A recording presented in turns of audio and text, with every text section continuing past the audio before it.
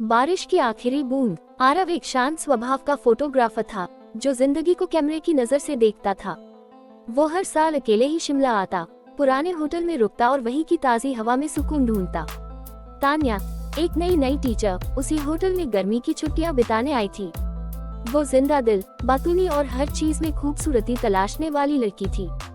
पहली मुलाकात बरामदे में हुई। तान्या कॉफी पी रही थी और बारिश की बूंदें खिड़की से टकरा रही थी। आरव ने अनजाने में उस पल की तस्वीर खींच ली। तान्या ने उसे पकड़ लिया और हंसते हुए बोली, मुझे बिना बताए तस्वीर खींचना जुर्म नहीं होता क्या?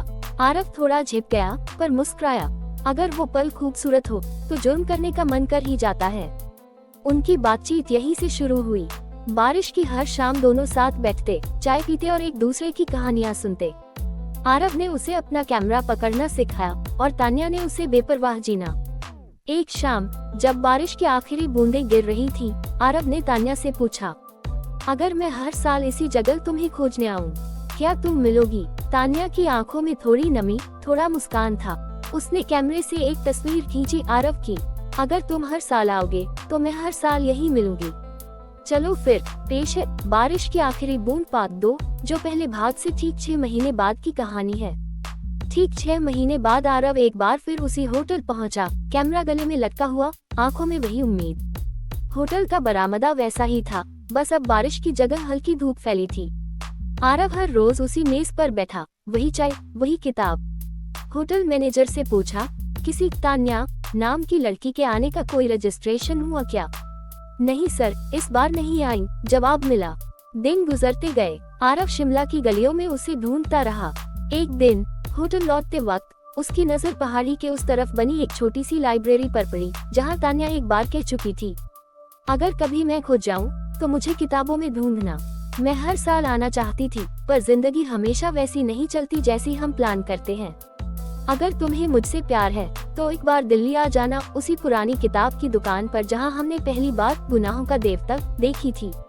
मैं हर रविवार वहां होती हूँ, दोपहर की धूप में। तान्या। आरव के चेहरे पर धीमी मुस्कान फैल गई। वो समझ गया, अब बारिश नहीं, धूप का पीछा करना होगा। एक पुरानी किताबों की दुकान के कोने में बैठी थी तान्या, वही मुस्कुराहट, वही आंखें। आरव चुपचाप गया, सामने बैठा और बोला, बारिश में तुम मिली थी, धूप में मिलोगी तो शायद हमेशा के लिए। तान्या ने किताब बंद की और उसका हाथ पकड़ लिया। तो चलो एक नई कहानी शुरू करते हैं, हमेशा के लिए। बिल्कुल। अब आते हैं कहानी के अगले और सबसे प्यारे पड़ाव पर, शादी। पेश है बारिश की आखिरी बूंद पार्ट 3, 7 जन्मों का। दिल्ली की उस किताबों की दुकान से शुरू हुआ नया सफर अब मसूरी की वादियों में पहुंच चुका था। आरव और तान्या ने फैसला किया कि शादी किसी बड़ी जगह पर नहीं, बल्कि वही करेंगे जहां सिर्फ वो दो हो, पहाड़ हो और प्यार हो। आरव ने एक पुराना बंगला किराए पर लिया, पहाड़ की चोटी पर। चारों तरफ देवदार के पेड़, नीचे बहती नदी और दूर दूर तक सिर्फ हरियाली। शादी बहुत सादी थी, पर उसमें जितनी सच्चाई थी उतनी किसी बड़े 5 स्टार रिसेप्शन में भी नहीं होती। कोई बड़ी भीड़ नहीं थी, बस कुछ दोस्त, किताबें, तान्या की पसंदीदा गजलें और आरव का कैमरा। फेरे देवदार के पेड़ों के बीच हुए। तान्या ने लाल रंग की साड़ी पहनी थी, जिसमें वो किसी पहाड़ी परी जैसी लग रही थी।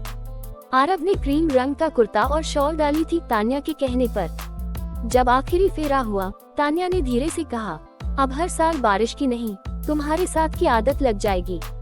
आरव ने उसका हाथ पकड़ा और बोला, अब हर मौसम में तू ही तू होगी। कैमरे ने वो पल कैद किया, एक ऐसी तस्वीर जो कभी धुंधली नहीं होगी।